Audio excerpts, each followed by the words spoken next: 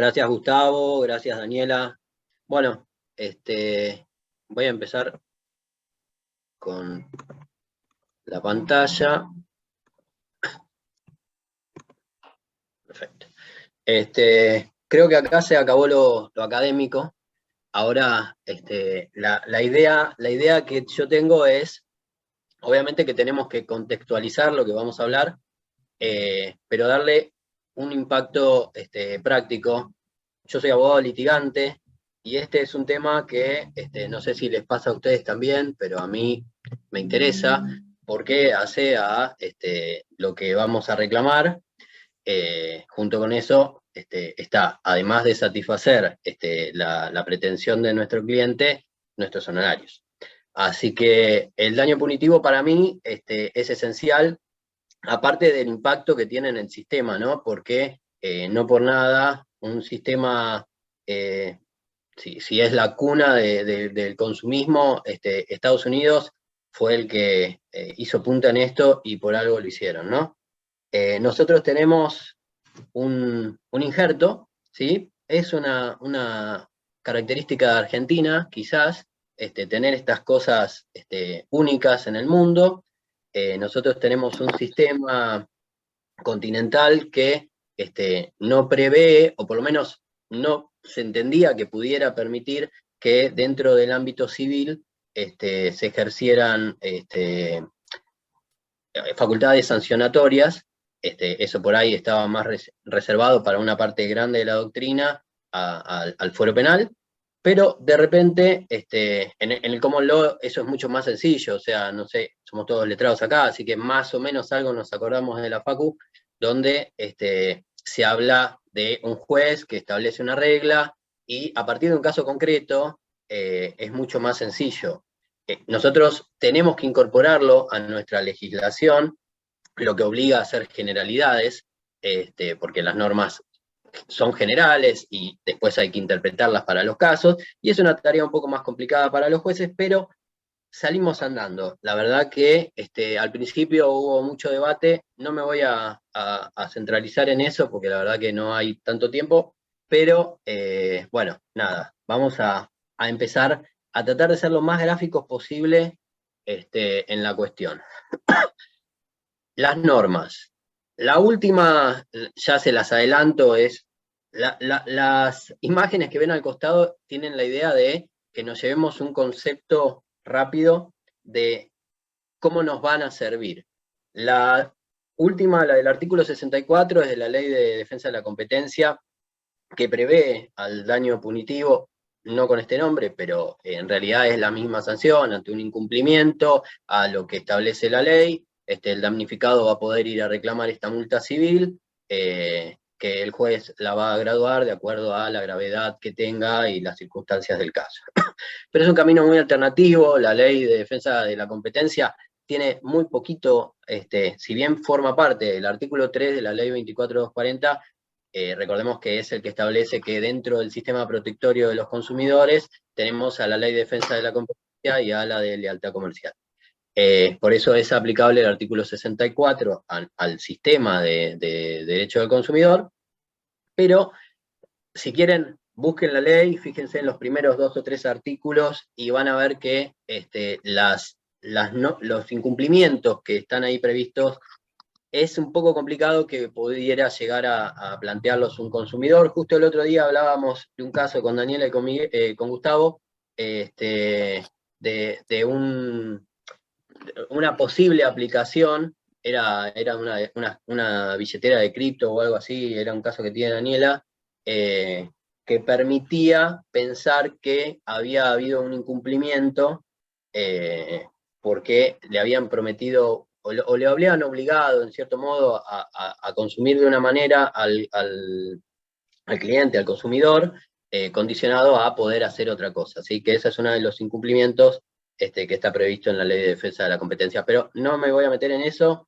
Es una vía, como la puse ahí, es como un camino, es si salirnos del camino, pero la verdad es que lo tengo que mencionar, porque si voy a hablar del daño punitivo, eso está como posibilidad. Lo importante y lo más trascendente es la incorporación del artículo 52 a la ley 24240. Lo pongo como una puerta más chica, porque para mí, y relevando un poco la jurisprudencia, el artículo 52 bis, considerado como ese incumplimiento, que puede ser legal o contractual, respecto del consumidor por parte del proveedor, es el que va a permitir, según establece en la letra, después vamos a ver que no se aplica o no se interpreta la letra del 52 bis de esa manera, pero si hay un incumplimiento legal o contractual del proveedor respecto de las obligaciones que tenía con el consumidor, el artículo dice el damnificado, en este caso podríamos decir que es el consumidor, también podría ser una asociación de consumidores, o incluso el Ministerio Fiscal, porque la ley de defensa de consumidores es una ley de orden público. Bueno, van a poder pedir al juez, el artículo dice que el juez podrá aplicar una multa civil que es a favor del consumidor y que la va a graduar de acuerdo a la gravedad del caso o las circunstancias demás. Ese es el artículo 52, tal cual lo incorporan a la legislación. El artículo 8 permite o habilita que uno vaya a pedir la multa, esta multa civil, que es el daño punitivo, en los casos en que se haya vulnerado el derecho del consumidor a un trato digno y equitativo. Habla también de, recién lo dijo Gabriela, de esas conductas vejatorias, vergonzantes, intimidantes. Da unos casos más, habla de los consumidores extranjeros y después de los reclamos de deudas extrajudiciales que se aparentan como deudas judiciales. Pero lo que importa es que en la jurisprudencia es mucho más habilita mucho más esta multa a partir del artículo 8 y del trato digno. Así que como primera, digamos, cosa que quiero que se lleven, es que si uno lo va a ir a plantear, que busquemos, igual vamos a volver sobre esto, es solo un encuadre, que vayamos por el 8. ¿Sí? Igualmente puede haber un incumplimiento, pero bueno, ahora vamos a ver en los términos del 52, pero vamos a ver que viene con mucho debate. Bueno, ya lo dije, es una multa civil, ¿sí? Que se adiciona a las indemnizaciones por daños. Hay dos cosas que habla el 52, que es de damnificado y de otras indemnizaciones, lo que hace pensar, y lo que mucha parte de la doctrina sostiene en consecuencia de eso, es que necesitaríamos una acción donde se esté reclamando un resarcimiento para poder peticionar el daño punitivo, como que sería, digamos, un accesorio de un reclamo principal. No importa el monto porque no tienen relación, pero habrán escuchado de casos de, no sé, de lo de las botellas de Pepsi, de Quilmes y demás, donde se reclamaba un daño emergente insignificante, que era la botella o un daño moral básico, y después se reclamaban millones por la multa de daño punitivo. En Tucumán, estuve relevando un poco la jurisprudencia de ahí. No me pidan el precedente, creo que son uno o dos, pero después se los puedo pasar si quieren, al final también dejo el mail.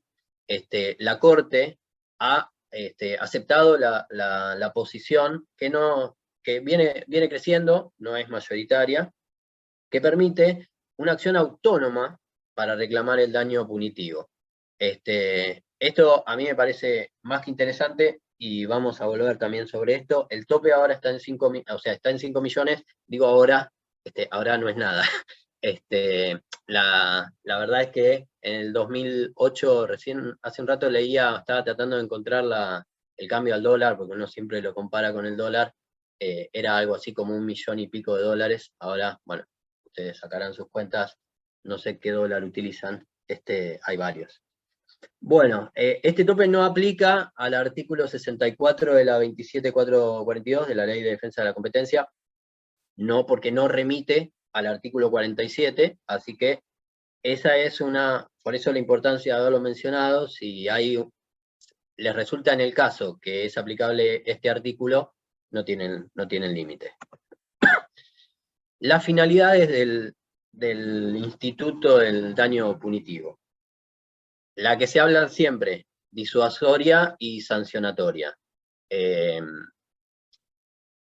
verdad, o sea, las más importantes son estas, buscan disuadir, porque en realidad el sistema quiere proteger a todos los consumidores, entonces el consumidor que fue a hacer el reclamo va a servir como caso testigo para tomar ese incumplimiento del proveedor y, bueno, disuadir de que ese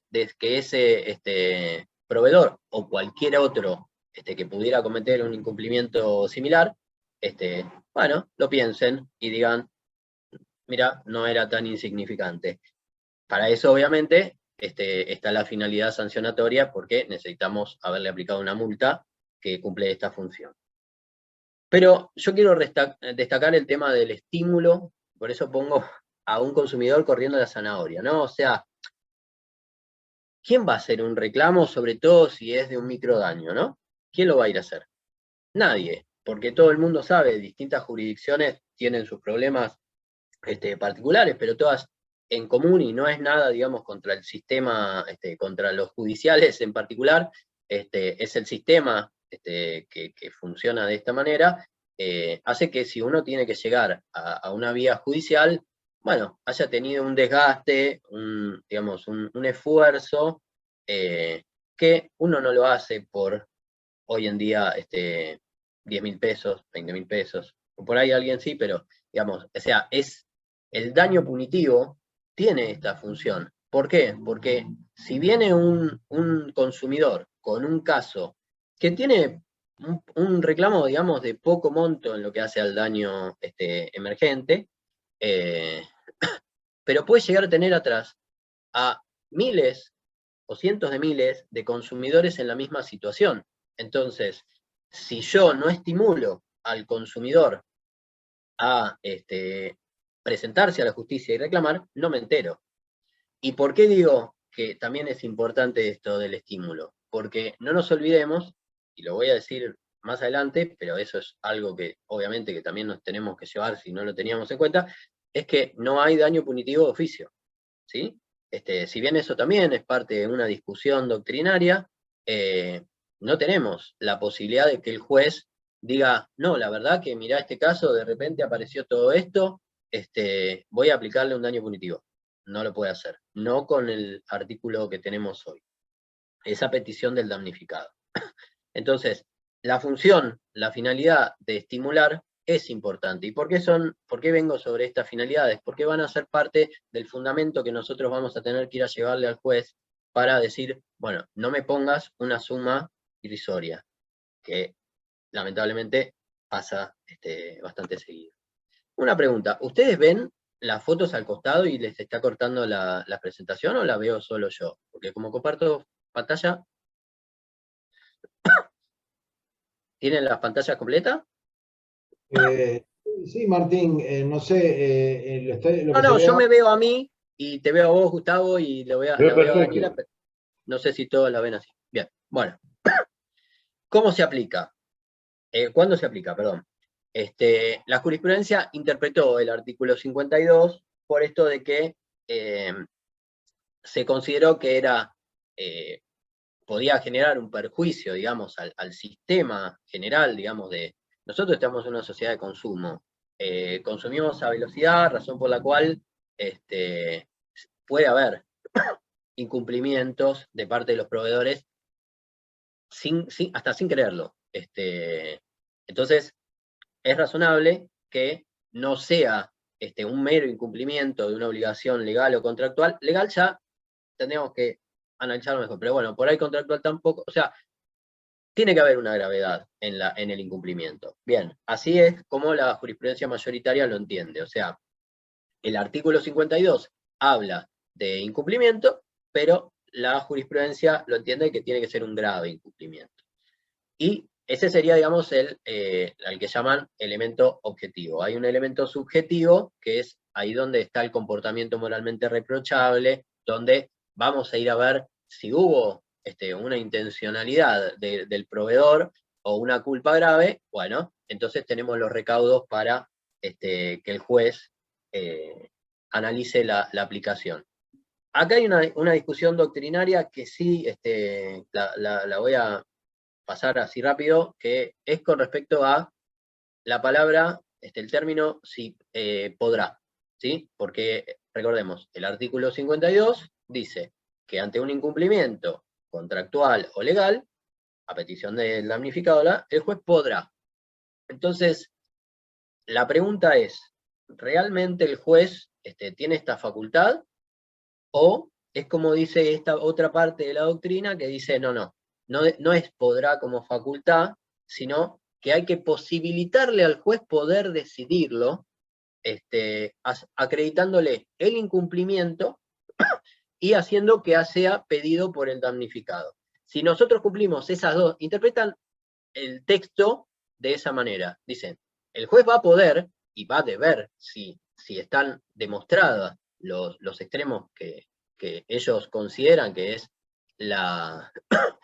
¿cómo se llama? La posibilidad baja, digamos, de condena, o la posibilidad baja de aplicar el daño punitivo, que entra dentro de esta perversa ecuación que dicen que si el proveedor, el caso típico es el del Ford Pinto, no sé si lo saben, lo repasamos, pero es de Estados Unidos y es un caso concreto. Yo creo que no es traspolable acá, pero Ford hizo autos que tenían un defecto, que si eran golpeados de una manera determinada, explotaban, moría gente y demás. Los sacaron todos al mercado, después se dieron cuenta que iban a tener que llamarlos a arreglarlo, y ahí empezaron a hacer cálculos y dijeron, bueno, pará, ¿qué posibilidades hay de que pase esto? Y es baja, bien.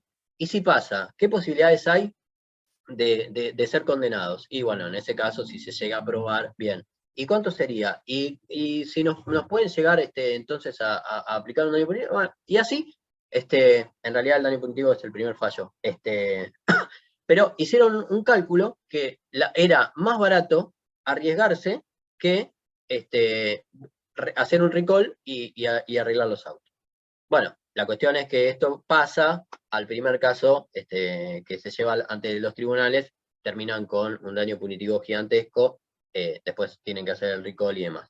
Entonces, esta perversa ecuación es la que esta doctrina, esta parte de la doctrina dice, bueno, si está eso probada, si esa perversa ecuación se logra probar, el juez debe, sí o sí, aplicar los daños punitivos. Pero antes hay que sacarse encima el podrá, porque en el artículo, en el texto está el podrá. Entonces la interpretación que hacen es, este podrá no es que lo está facultando el legislador al juez a decir, sí, yo quiero, no, hoy no quiero, y dice, no, para que el juez tenga que resolver esto, bueno, tiene que haber una petición de parte y un incumplimiento probado. Y después debe hacerlo, ¿ok? Bueno, eso en realidad hoy no sé si tiene mucha trascendencia, pero como vamos a llegar a un punto de la cuantificación y hay una fórmula matemática que está vinculada con esta doctrina, se los quería comentar. Dividí el artículo, digamos, lo que es los requisitos del artículo 52 de los del artículo 8. Obviamente que vamos a necesitar el incumplimiento y la petición de parte, porque eso ya lo vimos que está expreso. Pero este artículo 8 habla de el trato digno, ¿sí? Hablamos de estas situaciones vergonzantes, vejatorias o intimidatorias, o de todo el abanico que tenemos de trato digno, no solo en nuestra legislación, sino en tratados internacionales, ¿sí? Es un derecho humano, eso es lo que también, una de las cosas que habilita a considerar a los consumidores, al derecho consumidor vinculado con los derechos humanos. Y dentro de esto, dentro de este concepto de trato digno, en la jurisprudencia les traje algunos ejemplos que han considerado que ha habido trato digno, trato indigno, y entonces han aplicado daño punitivo. Obligar al consumidor a realizar múltiples reclamos sin darle respuesta, sobre todo lo que más se repite en la jurisprudencia es el hablar del peregrinar del consumidor, del tiempo que le llevó, del esfuerzo, de la cantidad de reclamos que hicieron.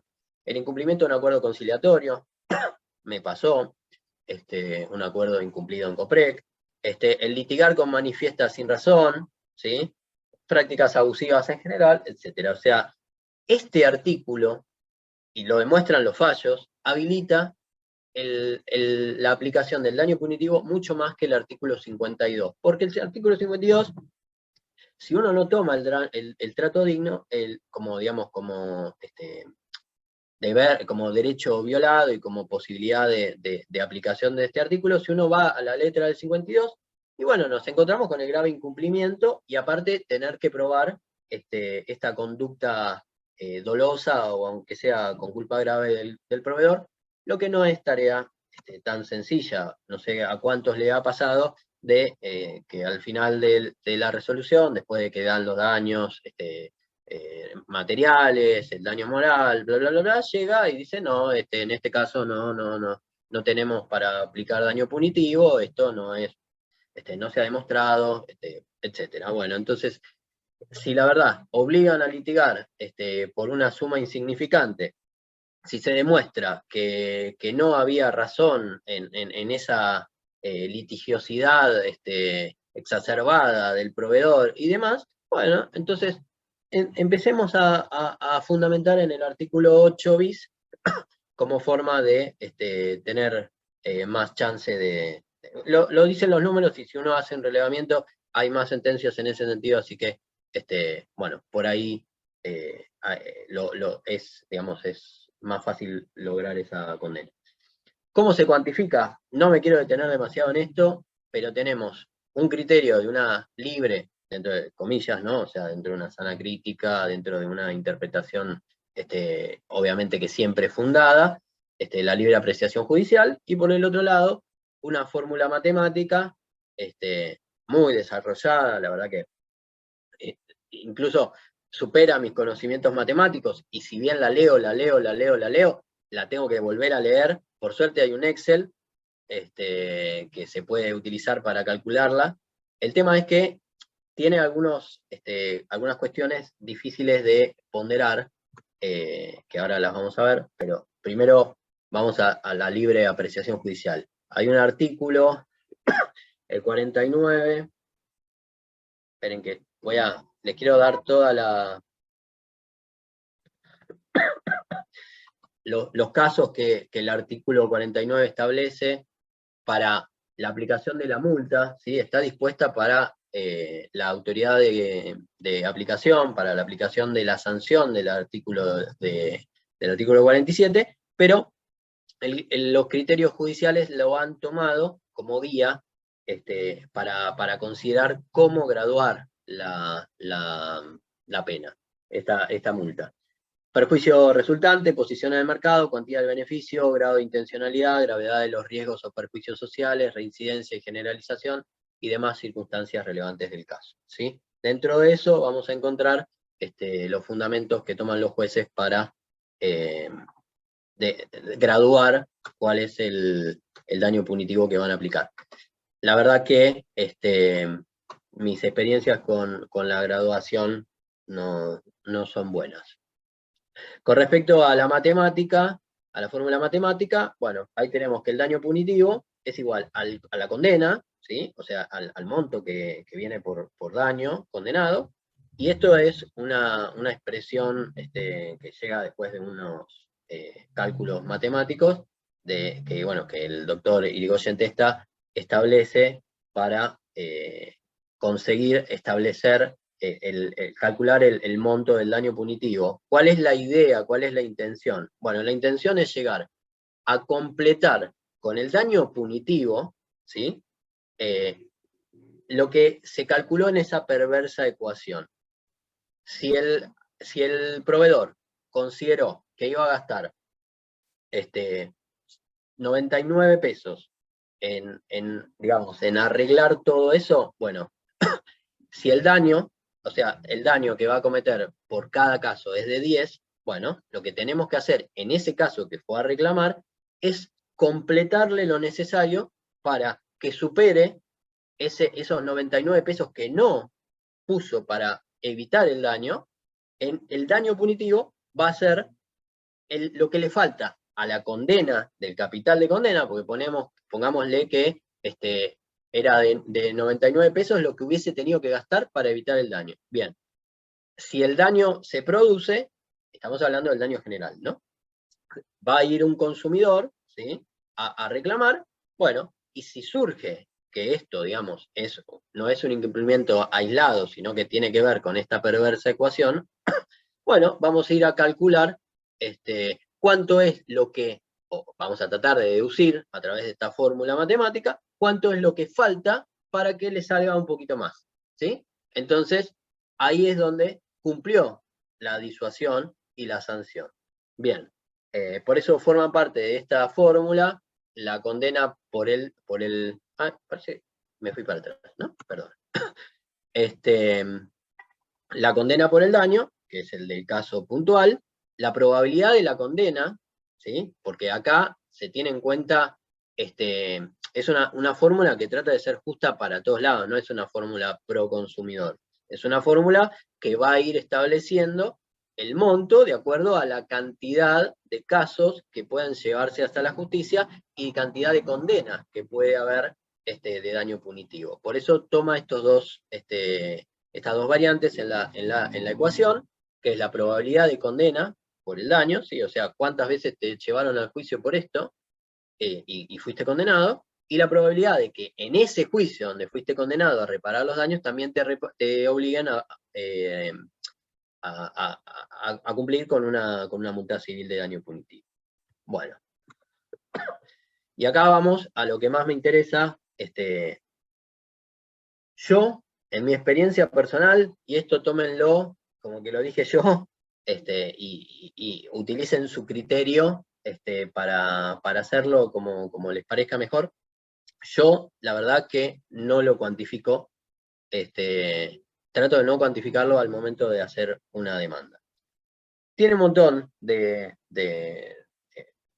digamos, de razones. Las más importantes que yo encontré son la de las costas, porque si bien estamos ante un proceso que por el artículo 53 tiene un beneficio de gratuidad, no nos podemos olvidar que los beneficios de gratuidad son asimilables, en cierto modo, a un beneficio de litigar sin gasto. Razón por la cual, si al final del expediente o en cualquier momento tenemos un incidente de solvencia, las costas que pensábamos no pagar, va a haber que pagarlas. Y con respecto al tema hubo hace poco un fallo donde un consumidor que le había sido rechazada la demanda, ante el pedido del letrado de la otra parte, del proveedor, se presenta el abogado del proveedor y dice, quiero que me regulen honorarios. Se presenta al consumidor y dice, no, ¿cómo te van a regular honorarios? Si yo tengo beneficio de gratuidad, no te los voy a pagar. Entonces la justicia dijo, no, tiene derecho a que le regulen honorarios, y después veamos si inicia un incidente de solvencia o no. Bueno, no sé en qué quedó la pobre gente esta de consumidores, o bueno, ya nos enteraremos si va a tener que pagar o no. Yo la verdad que entonces aconsejo no cuantificarlo, y también me pasó otra cuestión. El monto de inapelabilidad, el mínimo. A veces uno, depende cómo sea el caso, trata de cuantificar en base a valores coherentes, y los límites de apelabilidad de las sentencias se van actualizando. Entonces, o nos ponemos a ver cuál es el límite para no quedarnos afuera si la sentencia es desfavorable, o no lo cuantificamos. ¿Por qué? Me pasó una vez. En ese caso, yo había estimado un piso. Yo había dicho que pido por todas estas razones, bla, bla, bla, un mínimo de, creo que eran 70.000 pesos. Yo trato de tampoco hacer una cuantificación muy alta por el tema de las costas. Bueno, llegó el momento de apelar, la sentencia fue favorable, pero los montos que establecieron, la verdad, sobre todo el daño moral, me parecía ridículo. Apelo, esto es en la Justicia Nacional en lo Comercial, apelo, lo conceden, se va a Cámara, voy a fundar el recurso, y la Cámara me dice, no, está mal concedido, porque por este monto que vos estás reclamando en la demanda, no llegabas al límite de inapelabilidad por monto. Bien, dije, me quedé afuera. No, presenté, acá, no sé si en todas las jurisdicciones está en práctica, acá la verdad que en la justicia nacional existe un recurso que no está previsto en el ordenamiento, que es el de la revocatoria in extremis, y planteé esto, yo dije, el rubro sobre el cual yo estoy yendo, yo no lo cuantifiqué realmente, puse una guía para su señoría, y en todo caso, el monto de este rubro era hasta 5 millones de pesos, porque no había violación al principio de congruencia, y esto ya lo dicen las jornadas nacionales, o sea, no es que ahí estaba solo yo tratando de levantar una bandera, que dicen que, perdón,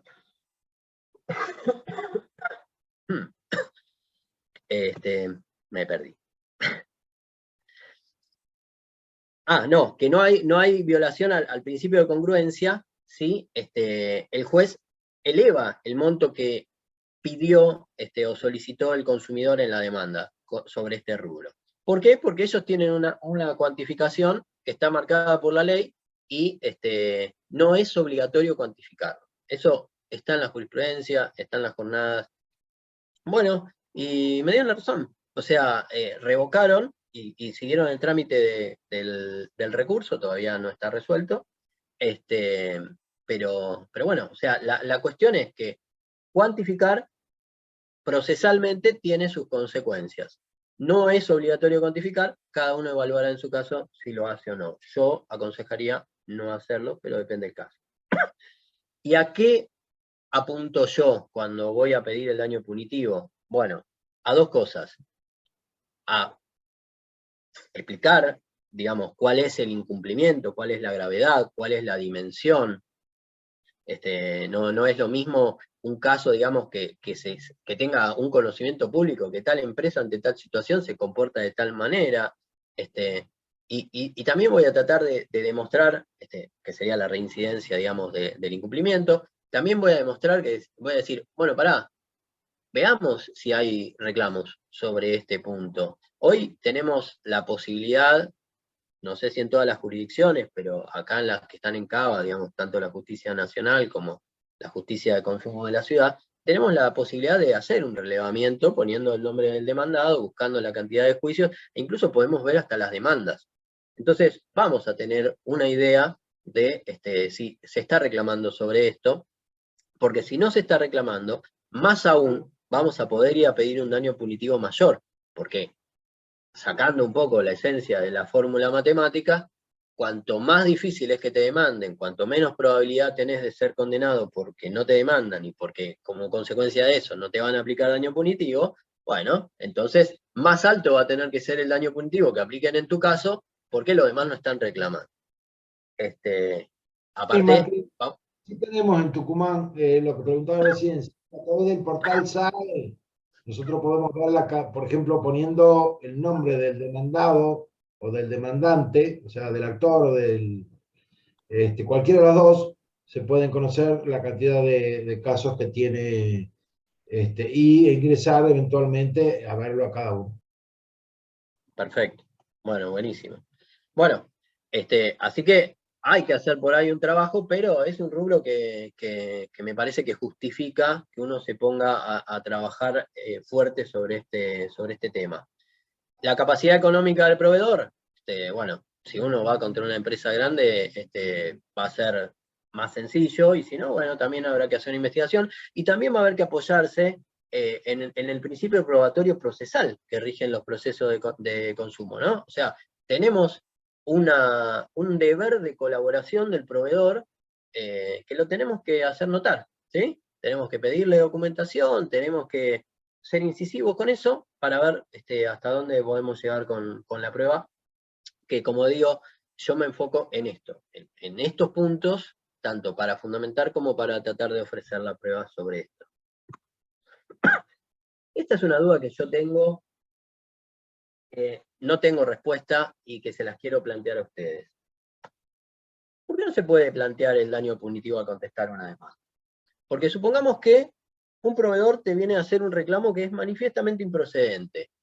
¿Tengo que yo ir a hacer una acción? Y en el mejor de los casos autónoma, siguiendo la jurisprudencia de Tucumán, para hacer un reclamo, esto puede pasar incluso en un juicio ejecutivo, que no es de conocimiento. O sea, yo no puedo ni siquiera reconvenir. Tengo que ir a hacer, o los principios procesales que aplicamos y en los principios protectorios no me permitirían hacerlo. Se los dejo porque como estamos en un sistema donde si no le peticionamos a los jueces, ellos de oficio no lo pueden hacer, que cada uno lo evalúe, porque la verdad que a mí me queda la duda, o sea, la verdad que el artículo 52, en cierto modo, fue bastante golpeado por la gente que sabe, no por mí. Y han encontrado, digamos, que la técnica legislativa no es la correcta. La palabra damnificado pareciera, que digamos, esa petición del damnificado, pareciera exigir un daño. Eso parte de la doctrina ya lo hizo retroceder. Bueno, la verdad es que yo no sé si se puede considerar improcedente a pedir, porque si no, yo me tengo que someter a litigar con alguien que litiga sin razón, que me trajo, no solo, o sea, me viene, por ejemplo, vamos a hacer como el caso de cuando te ponen en el veraz, bueno, no hay una acción que venga posterior, pero eso ha generado, ¿no?, daños punitivos. Ahora, ¿por qué? Porque el consumidor fue y reclamó y dijo, no, no tengo esta deuda, no es, bla, bla, bla, bla, me pusieron mal, se lo pasaron por alto y llega digamos, el reclamo del consumidor y viene un daño punitivo. Bien. Ahora, si a digamos, a ese constante, digamos, ignorar al consumidor, llega al punto de que le inician incluso una demanda, que es improcedente. ¿A contestar demanda no lo puedo plantear? Bueno, a mí me queda la duda. En conclusión, y creo que estamos con el tiempo bastante bien, 2 minutos, exige la petición de parte, la cuantificación no es requerida, o sea, si quieren la hacen, pero la verdad que no es requerida. Enfocarse en la fundamentación en la prueba del recaudo subjetivo, o sea, en mostrar este comportamiento que no es una simple confusión uy, disculpame, no corre. La dimensión del incumplimiento, el impacto social, demás, nivel económico del proveedor y todo lo que ya conversamos. Ese es mi mail, si los puedo ayudar en algo, encantado. No tengo más que agradecerles la posibilidad de haber estado acá. Bueno, yo Muchas gracias. quería dar 2 casos señeros en Tucumán. Uno es Esteban Noelia contra Cervecería Quilmes y el otro es de Aconoa contra una fábrica de alfajores que se llama Sparapani. Tiene mucho que ver con esto del daño punitivo, porque en el primer caso, en el caso de una Sevenapa, donde creo que es conocida por todo, pero es gráfico, es muy gráfico, porque esta persona encuentra una pila AAA dentro de la Sevenap, y la empresa pretende solucionar el problema devolviéndole la Sevenap. Cuando en realidad esta mujer que estaba embarazada encima, menos mal no llegó a tomarla ni a abrirla, pero el daño hubiera podido ser irreversible. Y se defendió la empresa Quilmes diciendo, bueno, nosotros tomamos todos los recaudos para que esto no suceda. Bueno, pero sucedió. Ahora, la pregunta es, ¿quién va a pagar los platos rotos, no? Bueno, con respecto a eso, Gustavo, en lo que hace al daño punitivo, si uno releva lo que son las sentencias, los montos más importantes tienen que ver con vulneraciones de la seguridad y que hayan puesto en peligro la salud y la integridad de los consumidores. Porque vos lo dijiste al principio, o sea, estamos ante un sistema que funciona en base a confianza. Entonces, si se vulnera esa confianza, por algo tienen una debilidad estructural los consumidores dentro de esta velocidad en la que se lleva adelante el mundo, ¿no? Por eso tenemos que firmar contratos de adhesión, por eso las publicidades son tan agresivas. O sea, tenemos un sistema que está hecho para que consumamos. Bueno, hay que consumir a toda velocidad. Entonces, en esa velocidad, si no se ponen puntos claros el daño punitivo para mí es la herramienta para eso. Es la herramienta. si no es la más importante, a veces yo creo que no se aplica como debería, pero bueno, o sea, es parte de nosotros como litigantes de seguir insistiendo y tratar de lograr, antes de que exista una modificación, ¿no? Porque hubo un par de proyectos que por suerte después finalmente se modificó cuando llegó al Congreso, pero en una primera redacción establecían que el daño punitivo lo decidía, el destino del daño punitivo lo decidía el juez. Ah, hoy en día los daños punitivos los fijan bajo porque creen que lo enriquecen al consumidor, no entendiendo las finalidades, ¿no? Pero imaginémonos después, o sea, si llegara a pasar que los jueces tienen esta facultad de decidir para dónde va, ¿cómo lo harán? ¿Por qué lo harán? Considerarán que hacen un bien, habrá jueces más justicieros y dirán, no, esta multa tiene que ir la verdad que este consumidor fue agredido, y otro dirá, no, pero vamos a ayudar a alguien más solidario. Entonces, la verdad que el sistema como está hoy, eh, para mí es el más justo y el que deberíamos tratar de impulsar para llegar a mejores cuantificaciones, ¿no? Sí, tal cual. Bueno, en definitiva, digamos, un poco para recordemos, porque cuando hablamos de concepto, a veces si no lo textualizamos, no lo vivenciamos, por ahí no lo podemos entender bien. En definitiva, esta fábrica de Quilmes, que había fabricado la 7-Up, corrió con un severo daño punitivo, más allá de que hubiera demostrado, porque la pila estaba dentro de la botella. Entonces, de alguna manera, había una falta al deber de seguridad de la compañía esta Quilmes.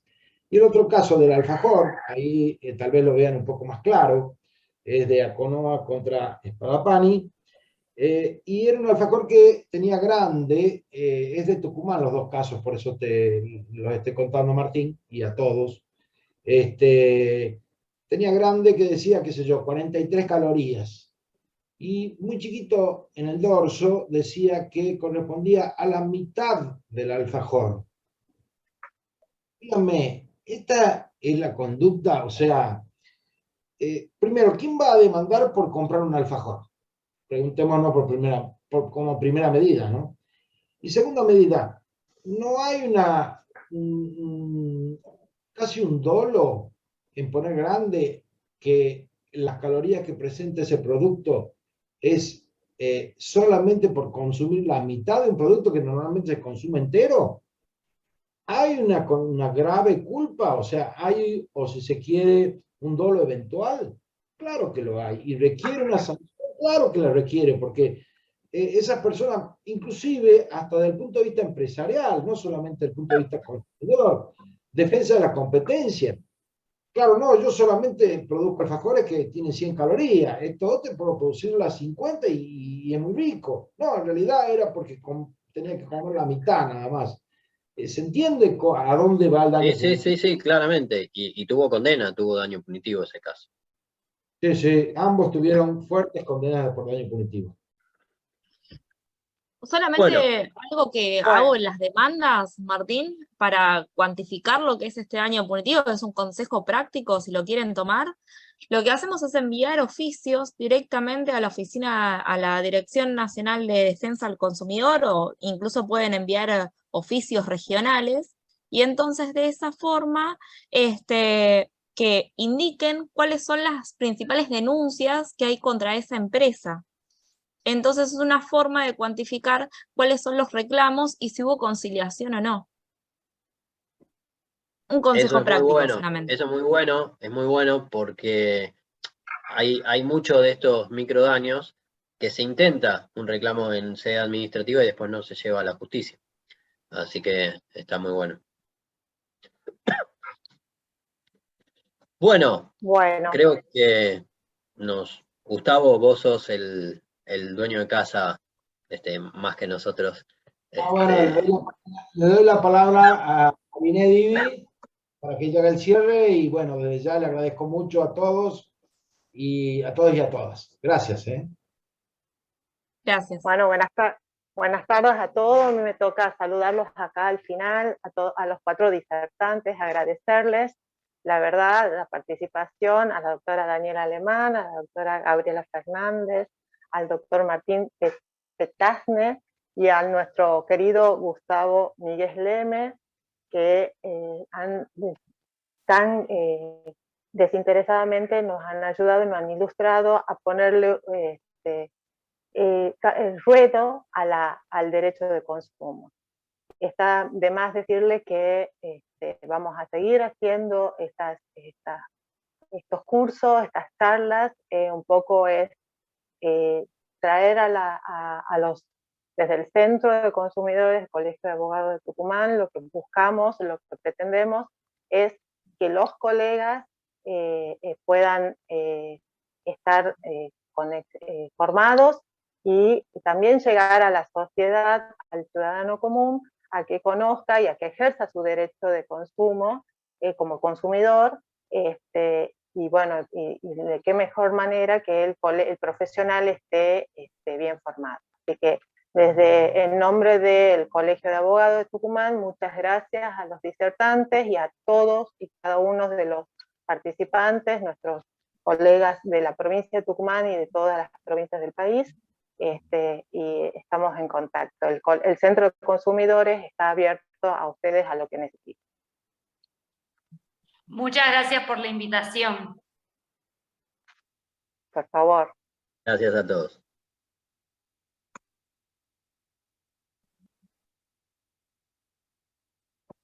Eduardo. Sí, doctora. Vamos a cerrar, así que muchas gracias a usted también, siempre tan Bueno, dispuesto. perfecto. Por favor, de nada, doctora. Buenas tardes. Buenas tardes a todos.